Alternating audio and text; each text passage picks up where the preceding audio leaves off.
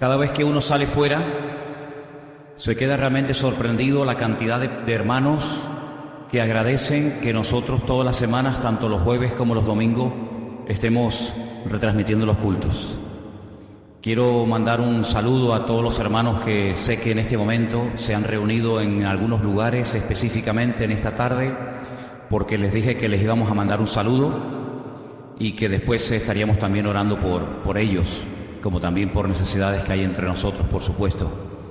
Quiero agradecerle al Señor por las oraciones que ustedes han hecho por nosotros en este pasado fin de semana.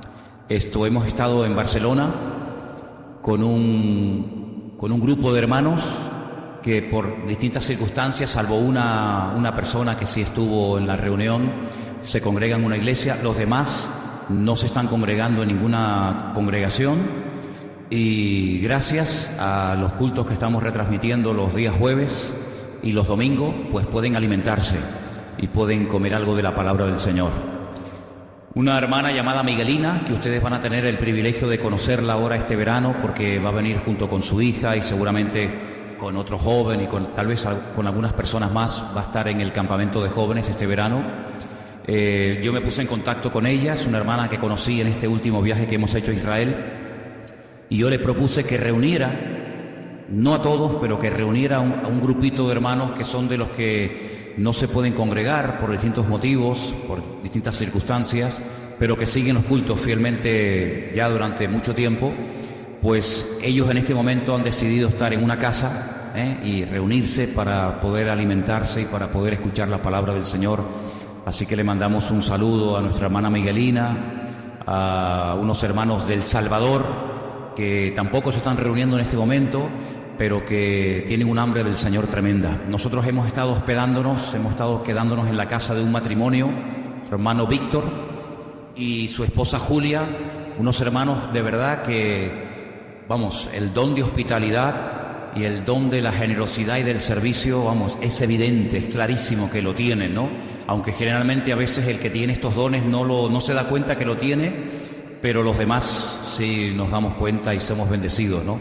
Y nos hemos reunido en su casa desde el día viernes, aunque realmente con este grupo nos reunimos todo el día sábado, tanto por la mañana, después comimos todos juntos al mediodía, tuvimos otra reunión por la tarde. En las reuniones se cantaba, se oraba, se lloraba, se reía, sí, había de todo un poco. También el domingo por la mañana tuvimos otra reunión, después del almuerzo tuvimos otra. Y el domingo por la mañana participamos de la Santa Cena, partimos el pan y el vino y estuvimos allí con los hermanos. Realmente vengo sorprendido de ver cómo hay gente, gracias al Señor, que tiene tanta hambre de Dios y tantas ganas de aprender y agradecen tanto el que, en este caso Elena y yo, hayamos ido allí a estar con ellos pues esos 2 días ministrándoles. Y bueno, el Señor nos ha dado la oportunidad de conocerlos. Algunos ya los conocíamos, a otros no, era la primera vez que los veíamos. Y la verdad que ha sido un tiempo realmente precioso, un tiempo muy bendecido, en el que nos hemos bendecido mutuamente. También hay un hermano, ahora me estoy acordando, y tengo que decirlo también, un joven que me acompañó en un viaje que hice a primero de año a Israel. Él se llama Juan Ramón, él es de Gerona, pero vive hace muchos años en Zaragoza, y yo le llamé y le dije, mira, voy a estar por tu tierra. Y entonces él me dijo, pues yo voy. Y se vino con su coche desde Zaragoza hasta Barcelona. Estuvo el sábado durmiendo en un hotel para poder también estar con nosotros el domingo, y luego al día siguiente se marchó. Así es que hizo un montón de kilómetros desde Zaragoza hasta donde estábamos, ida y vuelta. Nuestra hermana Miguelina también tuvo que viajar más de 1 hora en coche, y gente que vino de lugares muy distantes, donde pasaron horas, tanto para venir como para irse en sus coches. Y es que la verdad es que es un privilegio el poder atender y el poder ayudar a gente que se esfuerza por las cosas del Señor, que están dispuestos a recorrer horas y kilómetros para ir a recibir algo de palabra, para demostrarte su aprecio, su amor, su cariño, su amistad.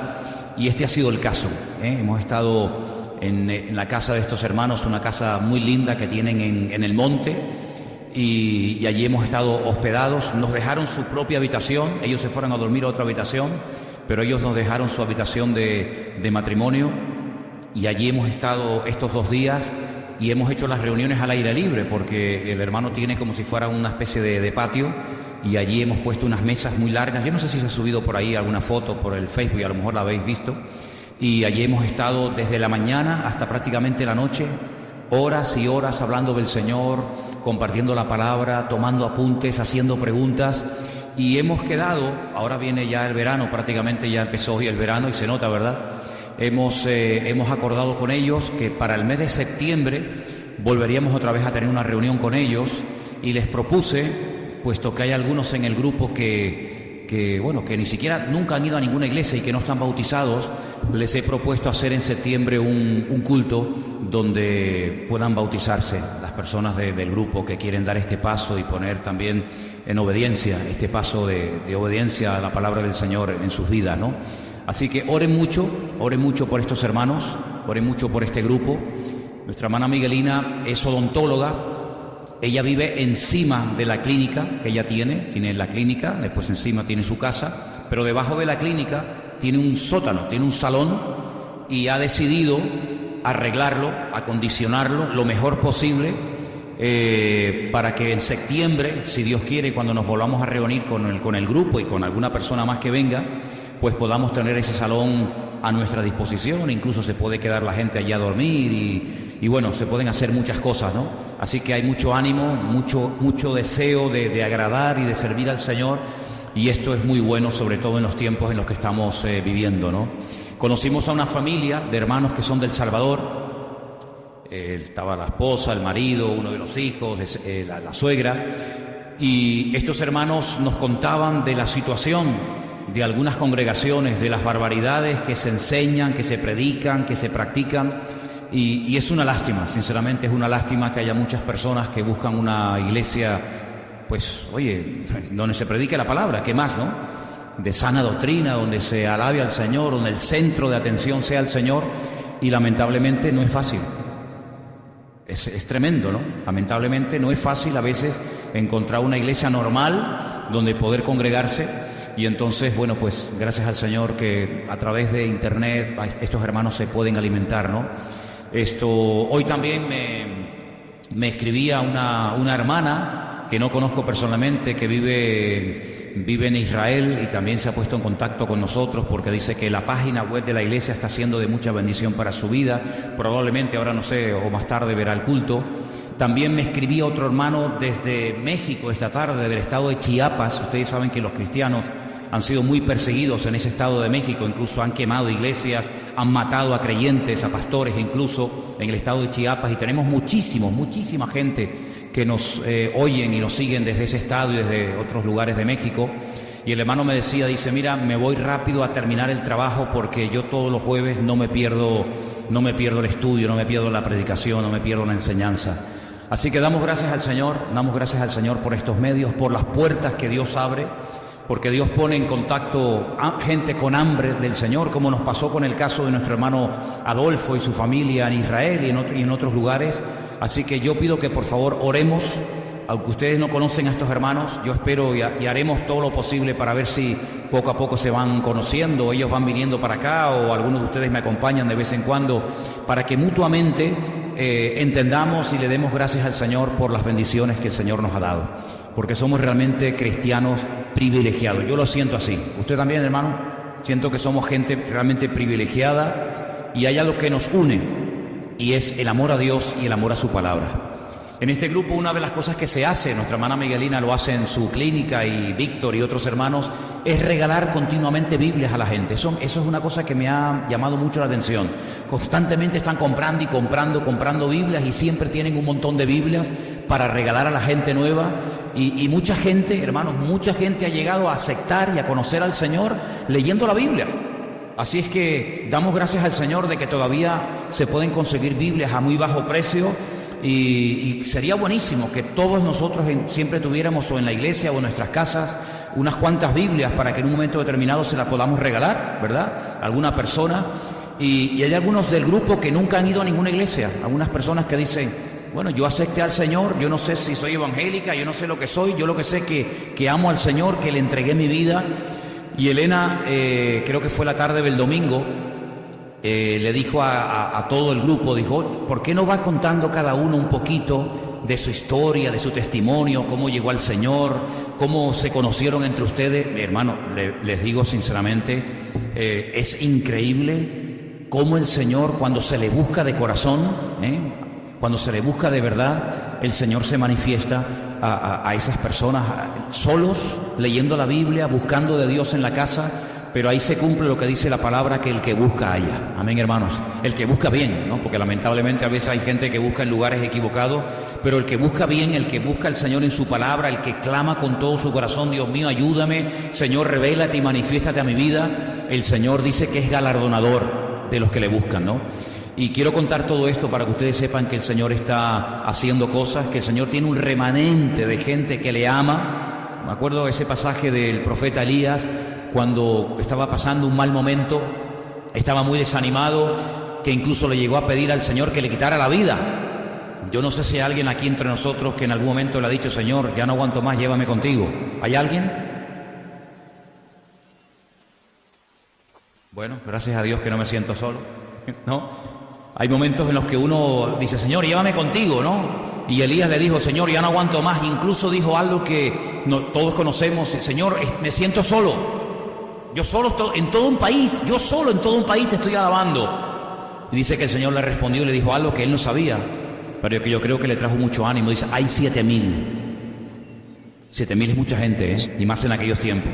Hay 7,000 que no han doblado su rodilla ante Baal. ¿Dónde están? A ti eso no te interesa. Pero hay remanente, hay pueblo de Dios. Y tenemos que orar para que el Señor nos ponga, si así lo Él considera oportuno, nos ponga en gracia y en contacto con personas que están buscando de Dios, pero que tal vez están sin congregarse, o heridos, o viven en el quinto pino y no tienen forma de reunirse. Pero gracias al Señor que Dios es bueno y siempre da alimento al que lo busca de corazón. Amén, hermanos. Bueno, pues vamos a comer en esta tarde. ¿Tienen hambre? ¿Sí? ¿Tienen hambre? ¿Seguro? Estaba leyendo y en este mini retiro, ¿no? Porque realmente ha sido como un retiro muy intenso que hemos tenido en este fin de semana. Hubo un momento en el que se leyó Mateo capítulo 23. Y el capítulo 23 del Evangelio de Mateo es un capítulo durísimo. ¿Saben de lo que trata? ¿Alguien sabe? ¿Mateo 23? ¿No? Mateo 23 es el mensaje durísimo que el Señor le lanza a los escribas y a los fariseos de su época, ¿se acuerdan? Hay una serie de calificativos que él utiliza que yo no sé cómo ustedes reaccionarían si yo les llamara a ustedes hipócritas, necios, insensatos, serpientes, generación de víboras, sepulcros blanqueados, ciegos. Qué piropos, ¿eh? Qué piropos. Y saben que en Mateo no nos lo dice tan claro como el evangelista Lucas, pero Lucas nos dice que este discurso, este mensaje durísimo, el Señor lo dio en una casa de un fariseo que lo había invitado a comer. Y uno dice, ¿cómo era el Señor, eh? ¿Te invitan a comer? La casa está llena de escribas y de fariseos y los pones a caldo. Yo no sé cómo habrá reaccionado el anfitrión de la casa, no sé cómo habrá reaccionado el que invitó al Señor, pero habrá dicho, Señor, te he invitado y me estás dando con todo. Me has llamado hipócrita, me has llamado necio, me has llamado insensato, me has llamado víbora, me has llamado de todo. Y es que si alguien conoce el corazón del hombre, ese es el Señor. Los fariseos eran todo fachada, eran todo apariencia. Ellos habían establecido sus propias normas. El Señor les dio una serie de mandamientos y de instrucciones y ellos añadieron cientos o miles más. Esto no se puede hacer, esto no se puede hacer, esto no se puede tocar, no se puede hacer esto, no se puede hacer lo otro. Y este grupo, fariseos, que significa los separados, eso es lo que significa la palabra fariseos, los separados, es decir, los que se separaban de la sociedad y se querían dedicar única y exclusivamente a servir a Dios. Empezaron bien, pero con el paso del tiempo terminaron torciéndose. Conocían la Biblia al dedillo, conocían la ley de memoria, pero sin embargo con el paso del tiempo se convirtieron en auténticos hipócritas. Y la palabra hipócrita es la palabra griega que se emplea para un actor. Si a un actor en el teatro griego se le llamaba un hipócrita, no era una palabra mala, no era una palabra que tiene la connotación despectiva que puede tener hoy en día una persona, ¿no? Si tú le llamas a una persona hipócrita es como casi un insulto, ¿sí o no? Sin embargo, en el teatro griego a los actores se le llamaba hipócritas, y después esa palabra se utilizó en el cristianismo para las personas que fingen ser una cosa pero luego son otra. Y es que el actor hace un papel a veces totalmente diferente a lo que él es. Un actor puede hacer de delincuente y puede ser una persona honesta en su vida privada. Un actor puede hacer de ladrón, un actor puede hacer de criminal, un actor puede hacer papeles que no tienen nada que ver con lo que él o ella es verdaderamente en el fondo. Incluso algunos en aquel tiempo se ponían una careta, ¿verdad? Y de ahí viene la palabra hipócrita, y el Señor la utiliza en varias ocasiones en este tremendo discurso, Mateo capítulo 23, por si después que lo quieren leer tranquilamente en casa. Pero hay un momento, aunque ahora después volveremos al capítulo 23, hay un momento cuando el Señor termina el discurso, lo que les tiene que decir a ellos, y hay un versículo en el capítulo 23 que yo quiero leer en esta tarde, es el 37. Mateo, por favor, Mateo capítulo 23, verso 37, ahí lo tenemos, pueden verlo si quieren en la pantalla, donde el Señor dice: Jerusalén, Jerusalén, que matas a los profetas y apedreas a los que te son enviados. ¿Cuántas veces quise juntar a tus hijos como la gallina junta tus polluelos debajo de las alas y no quisiste? Ahí el Señor está expresando lo que Él quería hacer, pero que no se materializó, no porque no tuviera el poder de hacerlo, sino porque las condiciones de esa ciudad no se daban. ¿Cuántas veces quise? Si en varias ocasiones el Señor quiso hacer algo hermoso en la ciudad de Jerusalén, traer unidad, poner el ejemplo de la gallina, ¿no? Cuando junta todos los pollitos para que no se le escape, ni ninguno sea presa de ningún ave, ni nada por el estilo.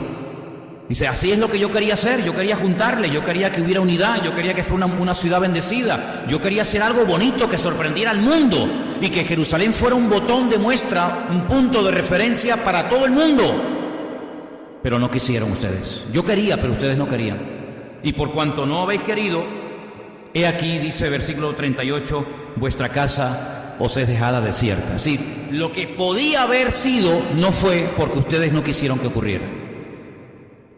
Y en los años venideros, en los próximos años, Jerusalén fue atacada, saqueada, destruida, el templo quemado, miles y miles de personas murieron. Fue un auténtico desastre que se podía haber evitado si Jerusalén hubiera abierto los brazos de par en par al Señor y lo hubieran recibido y lo hubieran aceptado y hubieran creído en Él, etcétera, etcétera. Y esto me ha hecho a mí pensar que así como el Señor tiene planes tenía planes para Jerusalén y tiene planes para su pueblo y para las naciones y para las ciudades de la tierra, el Señor también para todos y cada uno de nosotros tiene planes y tiene proyectos y tiene una voluntad. Y dice que desde antes de la fundación del mundo ha preparado obras, ya están preparadas las obras desde antes de la fundación del mundo para que las descubramos y andemos en ellas. Pero mi pregunta en esta tarde es, ¿nuestra actitud va a ser la correcta para descubrir y discernir verdaderamente la voluntad de Dios y lo que Él realmente quiere hacer en nuestra vida? ¿O se nos va a perder vamos a perder la oportunidad de haber podido realizar cosas preciosas para el Señor? Porque Jerusalén tuvo su momento, Cuando el Señor entra triunfalmente en Jerusalén, saben ustedes bien, en aquel día montado en el pollino de asno, Él dijo: ay, si ustedes supieran lo que significa para vosotros este día, esta visita especial, el cumplimiento de este día, este tiempo profético. Pero la pregunta es, ¿por qué no se dieron cuenta de que ese día era su oportunidad? Porque yo veo en el Antiguo Testamento que cuando un profeta llamado Jonás fue a la ciudad de Nínive y les advierte del peligro y les dice que en un margen de tan solo 40 días la ciudad puede llegar a ser destruida. Ellos reaccionaron y se arrepintieron. Y la ciudad de Nínive, por lo menos en la época, en la generación de Jonás, no fue destruido. El Señor les dice, la ciudad de Nínive, si no hay un cambio, dentro de 40 días la arraso. Y ellos sabían perfectamente que Dios, cuando decidía arrasar una ciudad, no quedaba piedra sobre piedra. Había pasado en el tiempo del diluvio, había pasado en el tiempo de Sodoma, había pasado en el tiempo de Gomorra. Luego la advertencia del profeta Jonás es muy fuerte. Pero ellos no reaccionaron como la ciudad de Jerusalén, que dejó entrar al Señor y perdió su oportunidad histórica, sino que ellos reaccionaron, se arrepintieron de verdad, desde el más grande hasta el más pequeño, se humillaron, buscaron al Señor, se arrepintieron, ayunaron, etcétera, y el Señor no arrasó a la ciudad de Nínive. ¿Por qué? Porque hubo un cambio, en este caso para bien. Hay una advertencia, reaccionan positivamente, la ciudad no es destruida. Jerusalén, entra el Señor, dice que la quiere bendecir, que la quiere unir, que la quiere prosperar, no hay un cambio positivo. Con el paso del tiempo Jerusalén fue destruida y durante mucho tiempo abandonada. ¿Os dais cuenta cómo no solamente en ciudades, sino que yo creo que también a nivel personal podemos perder grandes oportunidades en nuestra vida? Oportunidades que yo no tengo la garantía para decirles que vendrán en el futuro. No lo sé. No sé si habrá otra oportunidad, no sé si habrá otra ocasión en la que el Señor vendrá y tocará la puerta de tu corazón o llamará a otra persona, porque ninguno de nosotros somos imprescindibles en el reino. Amén, hermanos.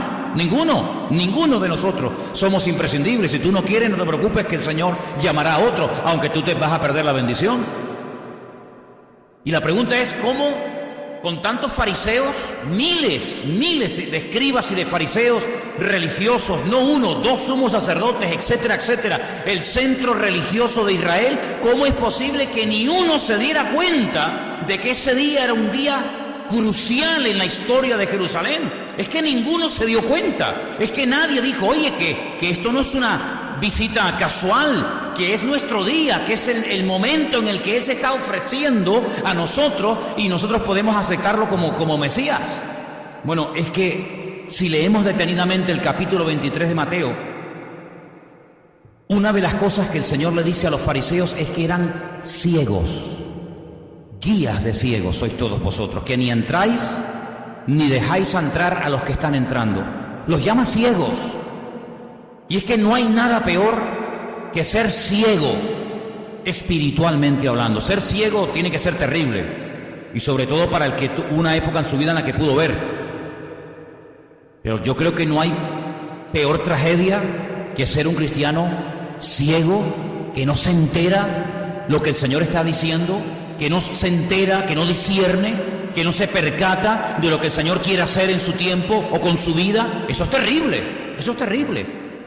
Tanta oración, tanto estudio de la palabra, tanto sacrificio, tanta parafernalia, tanta liturgia, al final lo más importante lo pierden.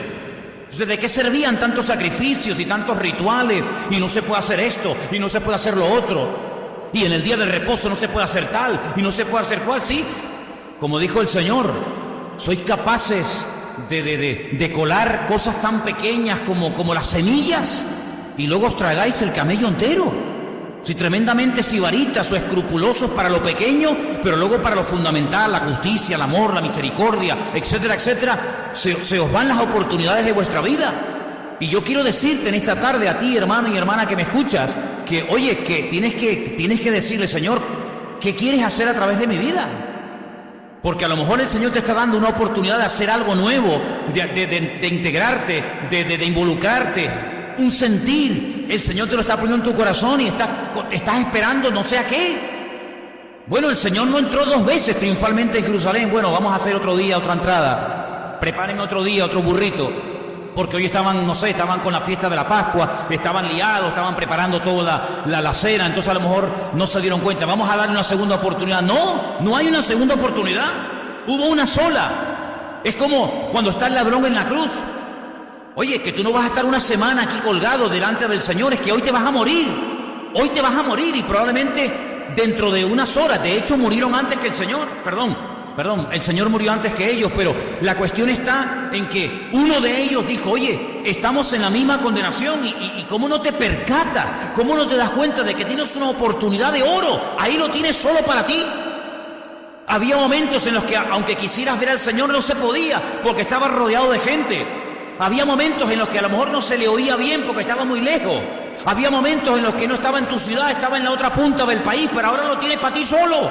Ahí lo tienes, delante tuyo. No se va a ir a otra parte porque Él también está crucificado. Y uno de ellos se burlaba y desperdició la oportunidad de oro de su vida. El otro, gloria a Dios, la aprovechó. Y vemos en la Biblia personas que cuando se enteraban que el Señor estaba pasando por su ciudad o cerca de ellos, oye, aunque los mataran a palos, no se callaban. Mira aquellos ciegos que cuando se enteraron de que el Señor estaba pasando por el camino de Jericó, gritaban y gritaban y gritaban: Jesús, hijo de David, ten misericordia de mí. ¿Se acuerdan? Y la multitud le decía: no griten, bajen el volumen, pórtense bien, no hagan ese escándalo. Y ellos gritaban, ¿por qué? Porque yo no sé si mañana va a pasar otra vez el Señor por aquí. Yo no sé si tendré otra oportunidad mañana. Hoy es la oportunidad y voy a gritar y voy a hacer todo lo posible para detener al Señor. Y el Señor se paró. Y ellos entendieron que era su día, su oportunidad. Ya no habría más. Y recibieron la vista. Y así fue con la mujer con flujo de sangre. 12 años padeciendo aquella terrible enfermedad, con debilidad, sabiendo que no podía tocar a nadie, sabiendo que no podía ir al templo. Una pobre desgraciada. Pero ella dice: yo voy a ir hasta donde está el Señor. Sí, pero es que está rodeado de gente, me da igual. Y me pisan, me empujan, me no sé qué. No. Pero dice que no paró hasta tocar al Señor. Y el Señor dijo: ¿quién me ha tocado? Sí, yo veo que hay gente como que dejaban pasar la oportunidad. Y otros decían: no, hoy es mi día y de aquí no me muevo. Como dijo Jacob: yo no te suelto hasta que tú me bendigas. Amén, hermano. Y esa es la actitud que deberíamos tener todos. Hoy es mi día. ¿Cuál es tu día? Hoy jueves es tu día. El jueves, el domingo, yo no sé si estaremos aquí. Hoy es el día de consagrarme al Señor. Hoy es el día de arrepentirme si es que me tengo que arrepentir de algo. Hoy es el día de entregarme. Hoy es el día de dejar ya la tontería y consagrarme al Señor. Hoy es tu día. ¿Cuántos dicen amén? No les oigo. ¿Cuántos dicen amén? Tienes que aprovechar tu oportunidad, porque mañana yo no sé. No, yo vengo el domingo. ¿Y quién te dice a ti que el domingo estaremos otra vez aquí? ¿Quién te dice a ti que esta noche no vas a morir? No tenemos ninguna garantía de que mañana estaremos aquí o el domingo. No lo tengo. Por lo tanto, hoy puede ser el último culto de nuestra vida. Hoy puede ser mi último mensaje. Hoy puede ser el último mensaje que escuches. Por eso lo que tengas que hacer, como dijo el Señor aquel, aunque sea para mal, pero hazlo pronto. No te jactes del día de mañana, dice Proverbios 27:1. No te jactes, no presumas del día de mañana, porque nadie es dueño del tiempo, solamente nuestro Dios. Y por eso me da mucha lástima que la ciudad de Jerusalén perdió un momento, una oportunidad preciosa, y la dejaron pasar, y así les fue. Otra cosa que me llama mucho la atención es que a veces nos esforzamos para cosas que realmente no merecen la pena tanto esfuerzo. Una de las cosas que me llama la atención en Mateo 23 dice: el Señor era muy observador y le dice a los escribas y fariseos: ¿sois capaces de recorrer mar y tierra, hacer cientos de kilómetros para ganar a un alma, para ser un prosélito, para convertirlo a vuestra causa? Y una vez que lo habéis convertido, se convierten 2 veces más hijos del infierno que antes. Es decir, personas que estaban dispuestas a esforzarse, montarse en barco, hacer lo que fuera, con tal de llegar a una persona y decir: ¡ay, tengo un discípulo! He ganado un alma. Pero al final, ¿para qué? Para dejarlo peor de lo que estaba. Esfuerzos inútiles, esfuerzos innecesarios.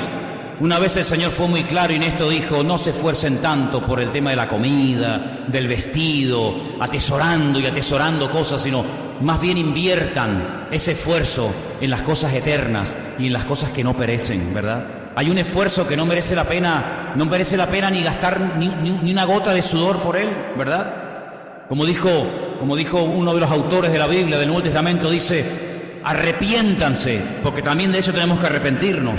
No solamente de los pecados que hemos cometido, sino de obras muertas. En el libro de Hebreos dice: arrepiéntanse de obras muertas. ¿Y eso qué es? Porque eso entra dentro de la lista de los rudimentos, ¿verdad? La fe en Dios, la doctrina de bautismo, el arrepentimiento de obras muertas. Eso era lo básico, eso era lo elemental, lo que se le enseñaba a un recién convertido. Porque ahí dice que después yo le voy a enseñar cosas más profundas, pero esto es los rudimentos, esto es el ABC. El arrepentimiento de obras muertas es arrepentirte de aquello que has hecho que no sirvió para nada. Pablo es muy claro en esto y le dice a los romanos en su carta: ¿qué fruto os queda de aquellas obras de las cuales ahora os avergonzáis? Todo aquel dinero que gastaste, toda aquella energía que invertiste, total, ¿para qué? ¿Para qué? ¿Qué te ha quedado? ¿Cuál es el fruto? ¿Cuál es el resultado?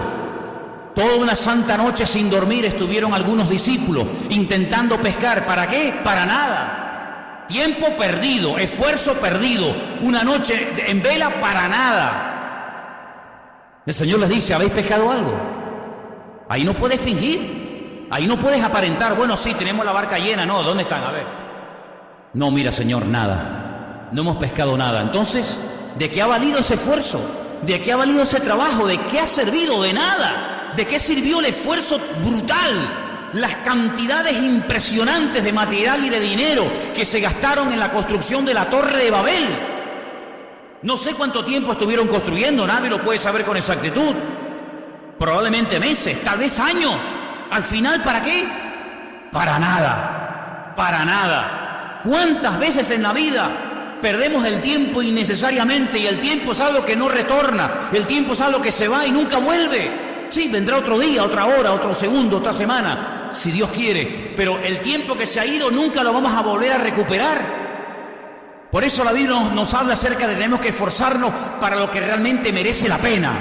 Como dijo Pablo: he acabado la carrera, he guardado la fe, he peleado la buena batalla. En otras palabras, no me he metido en follones, en líos, en batallas que al final no sirvieron para nada. Corrí en una cosa que no sirvió para nada, sino he peleado la buena batalla, he acabado la carrera. Y pregúntate si lo que estás haciendo ahora, no lo que te gustaría hacer en el futuro, lo que estás haciendo ahora, si está sirviendo para algo.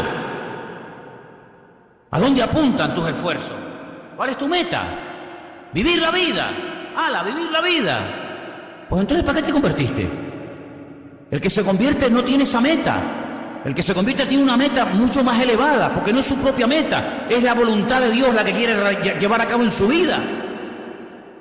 Por eso es muy celoso a la hora de decir: no, mira, yo eso no me llames, no me invites a eso, porque yo ni participo de eso, porque voy a perder mi tiempo y no voy a sacar nada. Ser selectivos a la hora de esforzarnos. Le decía, como ustedes bien saben, el Señor a Josué: esfuérzate, pero esfuérzate no en bobería, esfuérzate y pelea para conquistar la tierra prometida. Ese es tu objetivo en la vida. Si ya no hay otra meta en la vida más que conquistar esta tierra. Ay, pero es que yo no quiero estar todo el día peleando, pero es que yo te he llamado para que pelees, yo te he llamado para esto. Y fíjense en la Biblia, cuando hay hombres de Dios que Dios los llamó para la batalla, el día que no fueron a la batalla, miren lo que les pasó. ¿Te das cuenta? Esfuérzate para las cosas del Señor, tu tiempo, tu energía, tu juventud. ¿Qué te crees, que vas a ser joven toda la vida? Cuando dice la palabra de Dios que si no administramos bien la juventud se nos puede convertir en algo en contra. Dice la Biblia: la adolescencia y la juventud son vanidad. Eso dice la Biblia: la juventud y la adolescencia son vanidades. Y las peores estupideces y las peores pérdidas de tiempo y las vanidades más grandes y los sueños más ridículos, cuando uno los hace y los quiere cumplir, es precisamente en la adolescencia y en la juventud. Por eso dice la palabra de Dios que tenemos que esforzarnos por el reino. Y yo he visto, por ejemplo, estos hermanos, en este fin de semana, yo he visto que se han esforzado por las cosas de Dios, ¿sabes? Se han esforzado. Y el Señor los ha bendecido. Y cada vez que tú te esfuerces por las cosas del Señor, Dios te va a bendecir y Dios te va a honrar. Y Dios te va a prosperar de alguna manera. Y si no lo hace, me da igual. Me esforcé porque era mi deber haberlo hecho para el Señor. Amén. Luego también en el capítulo 23, parece que cambia un poco de tema, pero yo quería tocar esto porque me llamó mucho la atención lo que el Señor dice en el versículo 35. Mateo 23, 35. Presta atención porque ahí se mencionan a varios personajes del Antiguo Testamento que parece que no guardan relación entre sí. Y yo estuve estudiando, digo, ¿por qué mencionó a estos personajes el Señor? Dice el versículo: para que venga sobre vosotros, esta es la conclusión del mensaje de la visita a la casa del fariseo, para que venga sobre vosotros toda la sangre justa que se ha derramado sobre la tierra, desde la sangre de Abel el justo hasta la sangre de Zacarías, hijo de Berequías. Ahí hay un fallo porque realmente no era hijo de Berequías, ese fue un fallo del copista, ahora lo vamos a ver, a quien matasteis entre el templo y el altar. Y yo me preguntaba, Señor, ¿por qué en la casa de los fariseos estos que te invitaron a comer tienes que decir esto? Porque esto es muy fuerte, ¿eh? Porque si tú haces una cosa mal, allá tú. Pero el Señor les está diciendo que sobre ellos se iba a demandar toda la sangre de todos los justos, desde la época de Abel hasta este hombre que mataron entre el templo y el altar, llamado Zacarías. Eso tiene que tener una explicación. ¿Por qué no mencionó a otros personajes? ¿Por qué menciona a esos? Vamos a ir al Antiguo Testamento, al libro de Crónicas, donde se relata la muerte de este personaje llamado Zacarías. Segunda de Crónicas 24:20. Y presten atención, por favor. Segunda de Crónicas 24:20. Ahí lo tienen si lo quieren leer. Entonces el Espíritu de Dios vino sobre Zacarías, hijo del sacerdote Joiada. ¿Os dais cuenta cómo hay un fallo? Este es el real, el texto de Mateo se copió mal y puso Berequías, pero no es realmente Berequías, sino que Zacarías era hijo del sacerdote Joiada. Fue un error en la hora del copista, el que hizo esa escritura. Dice, y puesto en pie, donde estaba más alto que el pueblo, les dijo, son palabras de este sacerdote, así ha dicho Dios, ¿por qué quebrantáis los mandamientos del Señor? No os vendrá bien por ello, porque por haber dejado al Señor, Él también os abandonará. Pero ellos hicieron conspiración contra Él y por mandato del rey lo apedrearon a un sacerdote, hasta matarlo, como hicieron con Esteban, ¿se acuerdan? En el patio de la casa del Señor. Verso 22.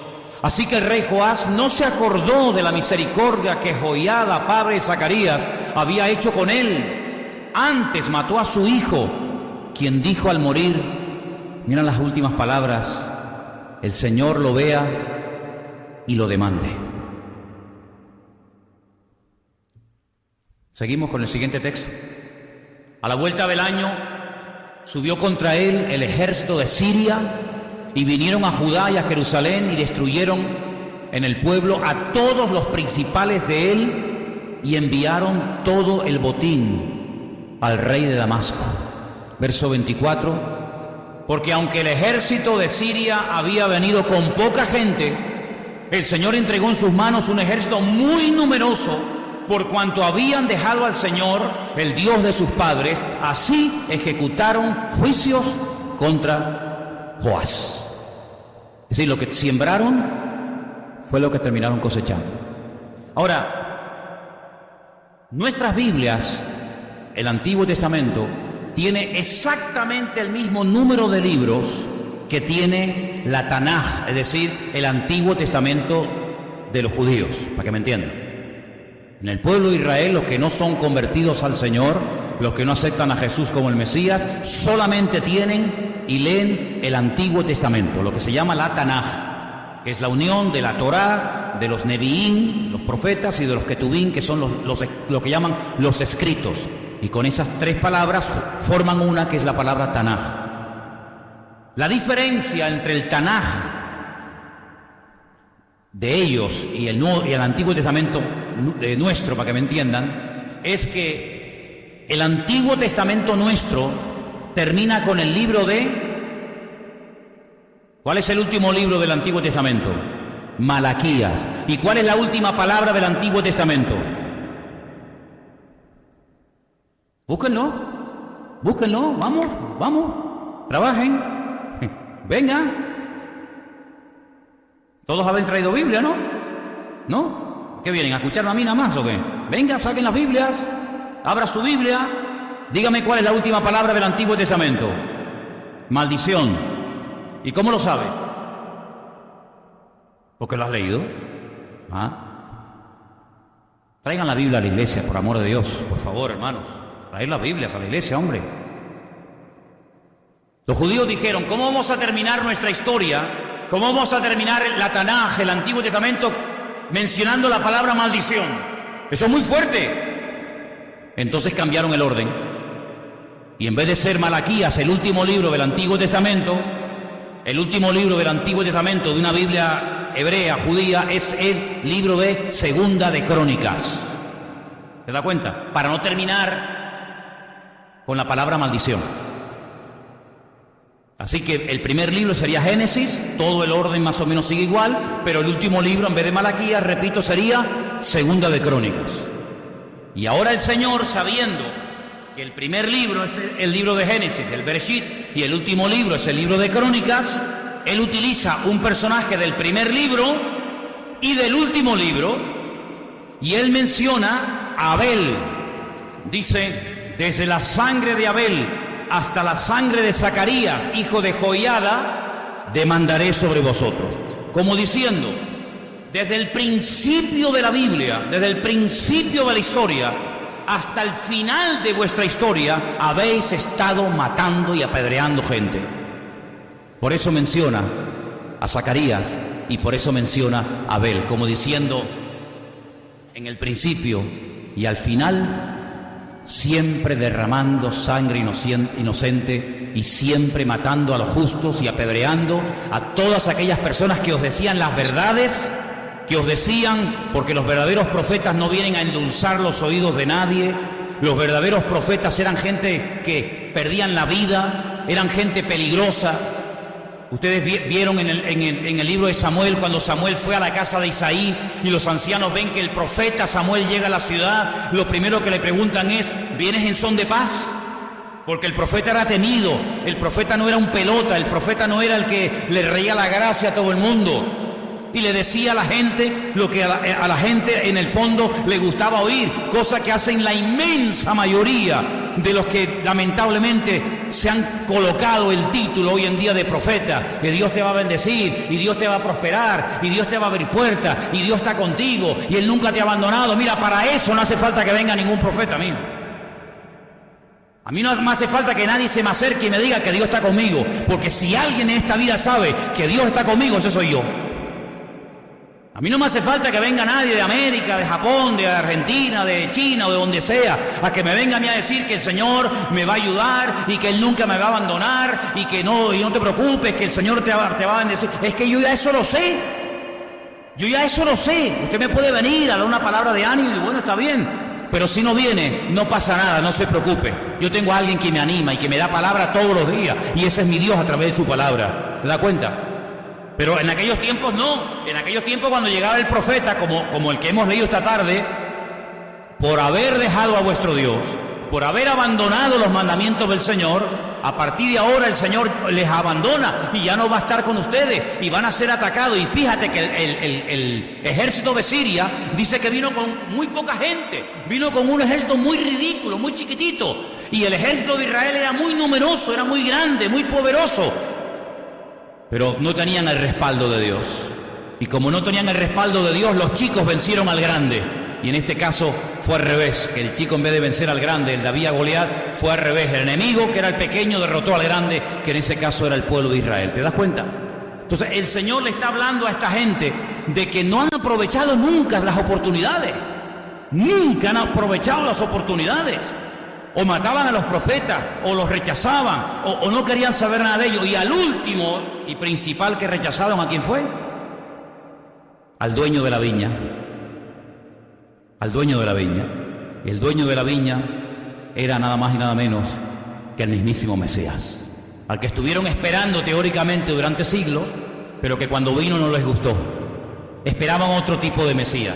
Esperaban a un Mesías guerrero. Esperaban a un Mesías que humillara al imperio romano. Esperaban a un Mesías que restaurara la monarquía. Y ellos tenían un concepto, como lo siguen teniendo hoy en día, totalmente equivocado de lo que es y a lo que viene el Mesías.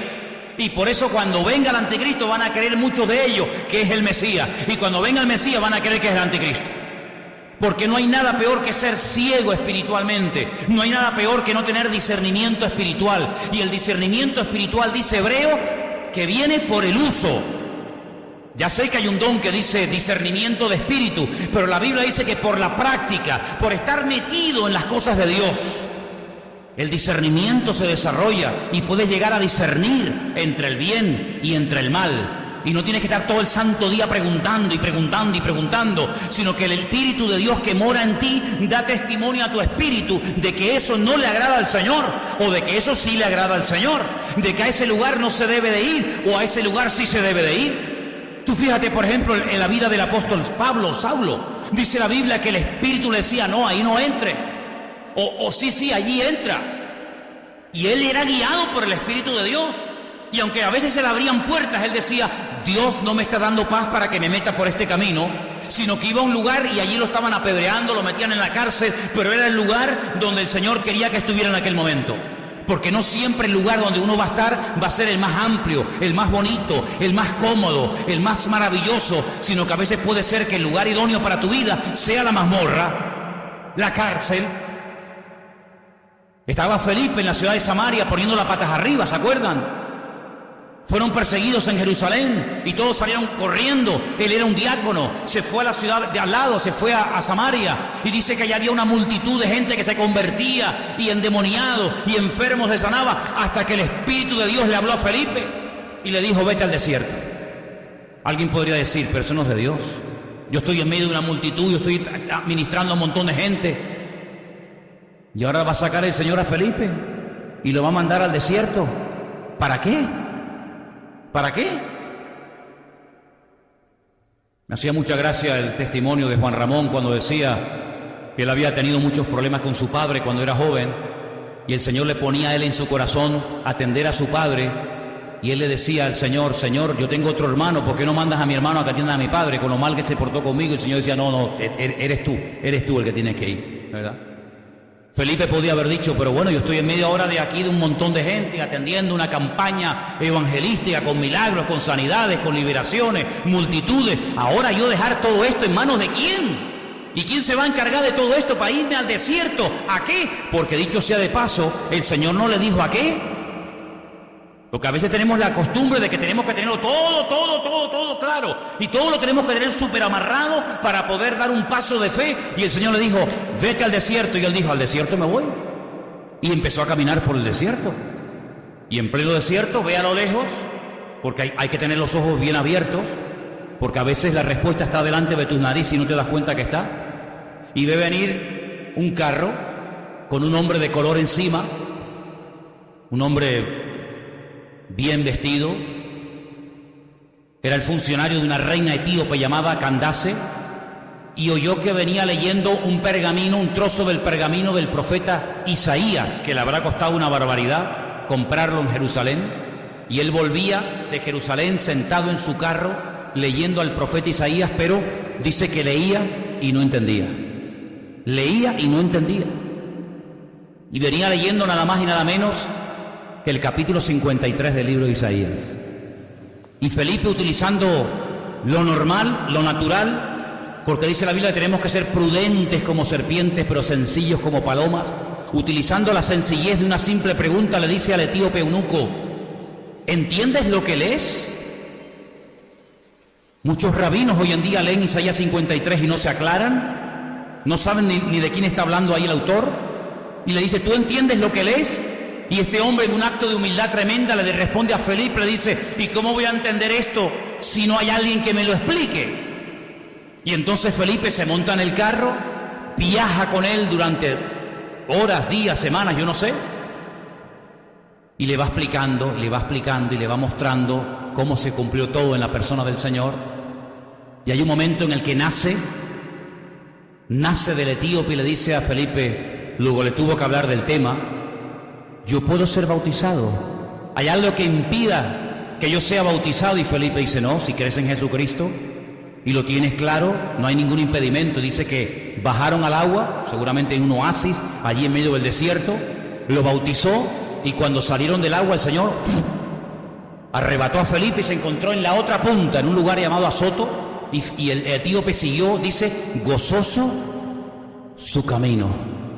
Y la historia secular dice que este etíope llegó a Etiopía, evangelizó a la reina etíope Candace, cientos o miles de etíopes se convirtieron, y hasta el día de hoy hay miles de etíopes convertidos, y se cree que fueron por el trabajo de aquel etíope que después Tomás, un discípulo de Cristo, fue allí y terminó de predicarles el Evangelio. ¿Te das cuenta?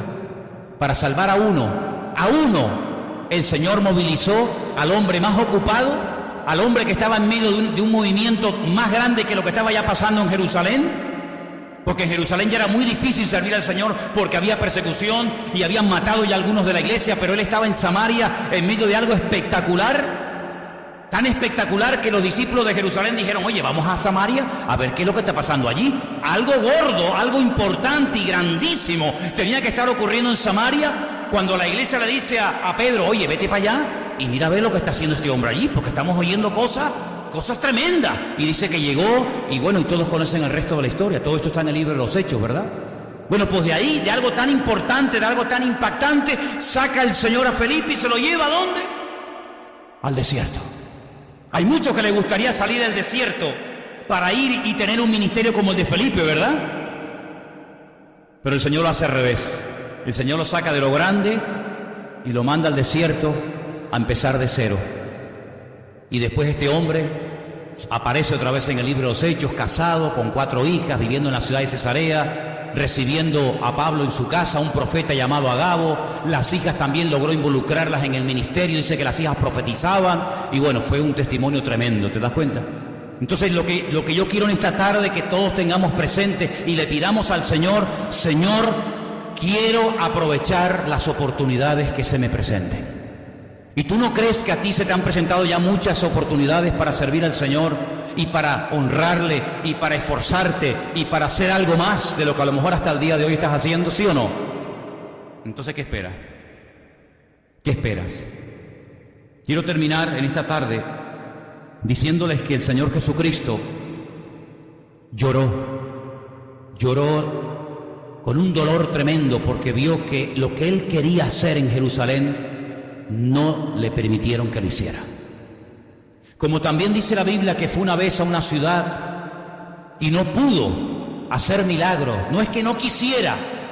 Una cosa es que tú no quieras hacer algo y otra cosa es que tú no puedas hacer algo, ¿vale? Pero el Señor sí podía hacer milagros. Hombre, los hacía en todas partes. ¿Por qué allí no los hizo? En Nazaret. Dice: a causa de la incredulidad de ellos. Fíjate, tener al Señor, al mejor maestro, al mejor evangelista, al mejor profeta, al mejor de todo, tenerlo en la ciudad con ellos, y en vez de aprovechar su visita, lo menosprecian y no pudo hacer los milagros que le hubiera gustado hacer a causa de la incredulidad de ellos. ¿Qué diferencia cuando aquella mujer a la cual el Señor le da testimonio y le evangeliza en el pozo, en el pozo que Jacob les construyó a los samaritanos, y se va a la ciudad y le dice a todos los hombres: he encontrado a alguien que creo que es el Mesías, me ha dicho cosas increíbles, me ha dicho lo que he hecho, ¿no será el Mesías? Habla de tal manera que convence a un montón de hombres, van allí, le escuchan y le dicen: ¿por qué no te quedas con nosotros unos días? Y al final, cuando el Señor se marcha, le dicen: Señor, queremos dejarte clara una cosa. Al principio vinimos a oírte por lo que ella nos contó, pero ahora te decimos que ya no solamente creemos por lo que ella nos contó, que tú le dijiste a ella, sino que ahora nosotros mismos hemos llegado a la conclusión de que tú eres el Mesías. Eso podía haber pasado en Nazaret. Además, en Nazaret él había estado 30 años viviendo. Conocía a todo el mundo lo conocía a él. Su padre tenía un negocio en Nazaret. Su madre vivía allí, sus hermanos, sus hermanas.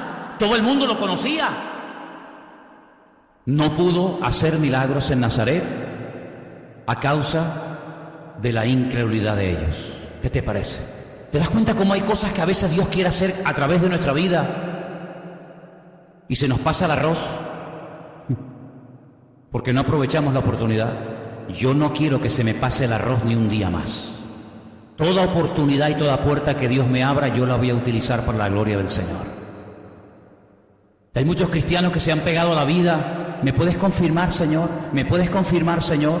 Incluso hubo una época entre la juventud aquí en las Islas Canarias, sobre todo entre las asambleas de Dios, Yo es que estuve un tiempo con esa denominación hasta que salí. Y había un tiempo en el que los jóvenes que supuestamente querían servir al Señor, siempre cuando venía un predicador, cuando venía una visita especial a la iglesia, oraban y le decían: Señor, confírmame, háblame a través de la persona que va a traer el mensaje esta tarde. Confírmame, Señor, que tú quieres usar mi vida. Confírmame, Señor, que tengo que ir a la escuela bíblica a prepararme. Confírmame. Y todavía los que están orando por confírmame, ahí se quedaron. Y los otros que dijimos: a mí el Señor no me tiene que confirmar si tengo que servirle o no.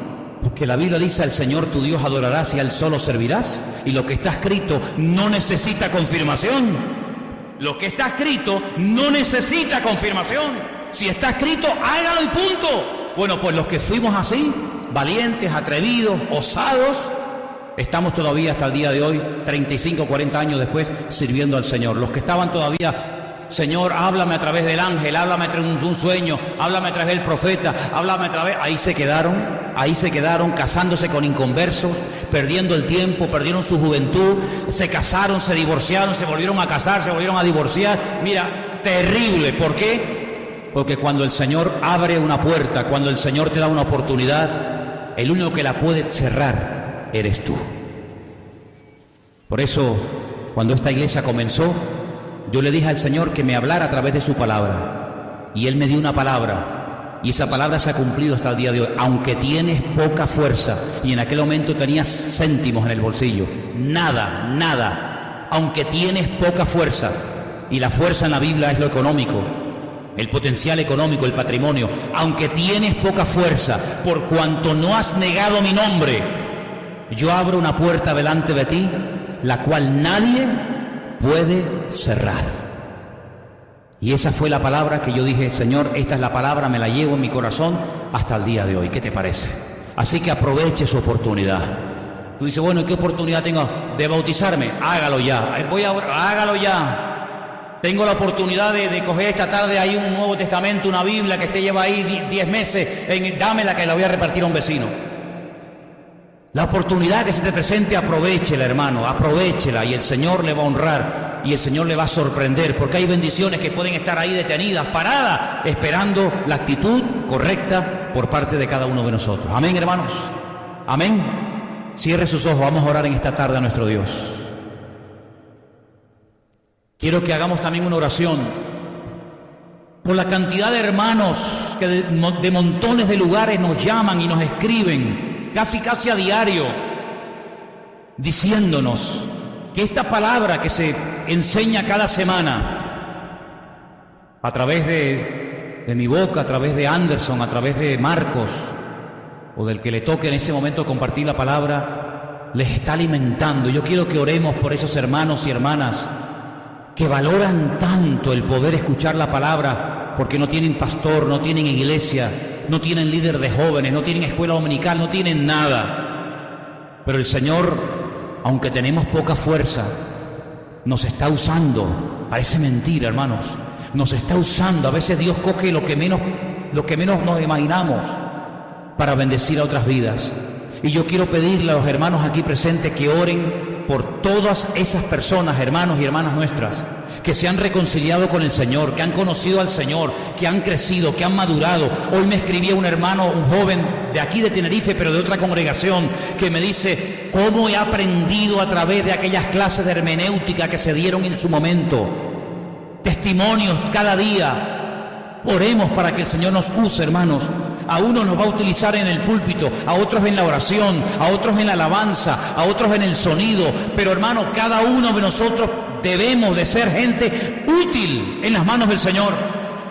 Y queremos en este momento unirnos a favor de todos los hermanos y hermanas que nos ven, que nos escuchan, que nos siguen. Bueno, que te siguen a ti realmente a través de este medio.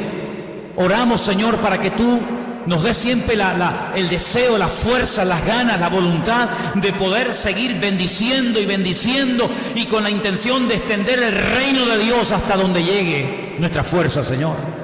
Oramos por todas y cada una de las necesidades y peticiones que todos tenemos. Estamos orando por familiares enfermos. estamos orando por trabajo, estamos pidiendo por salud, estamos pidiendo, Señor, que abras puertas, estamos pidiendo por tantas y tantas cosas, pero Señor, reconocemos y sabemos que tú eres un Dios todopoderoso. Y te pido, Señor, que nos uses en este último tiempo para que seamos luz, para que seamos sal, para que marquemos una diferencia y aprovechemos las oportunidades que cada día se nos presentan, Señor, de una u otra manera. Tantos etíopes por ahí tratando de encontrar la verdad hasta que llegue alguien, un Felipe, y les hable de tu amor y de tu gracia. Señor, ponnos gente hambrienta en el camino, que nos llamen, que nos escriban, Señor, y si tú nos lo pones, allí iremos a llevar tu palabra, Señor. No pondremos impedimento de ninguna índole, sino más bien todo lo contrario. Pone en nosotros deseos y ganas de amarte, de servirte. Pone un espíritu de esfuerzo en la iglesia, Señor. Levanta jóvenes en esta iglesia, jóvenes, familias que estén dispuestas a esforzarse en su tiempo, con sus dones y talentos, con sus recursos económicos, y que los pongan al servicio de la obra de Dios. Oramos, Padre, para que seamos una iglesia de bendición y para que la bendición traspase estas paredes y podamos llegar a muchas vidas que tanto te necesitan y tanto oran, Padre. Gracias por este culto que hemos podido celebrar. Señor, sigue bendiciendo nuestras vidas y bendice a nuestros hermanos que verán más tarde estas reuniones, esta enseñanza, y a los que vieron esta tarde el culto, los bendecimos desde aquí. Mandamos un saludo a nuestros hermanos en la península, en todas partes del mundo donde nos ven, porque tienen hambre de Dios, y eso es algo que nos agrada, Señor, y es algo que tú pones. Te damos gracias por todo en el bendito y poderoso nombre de Cristo Jesús. Amén.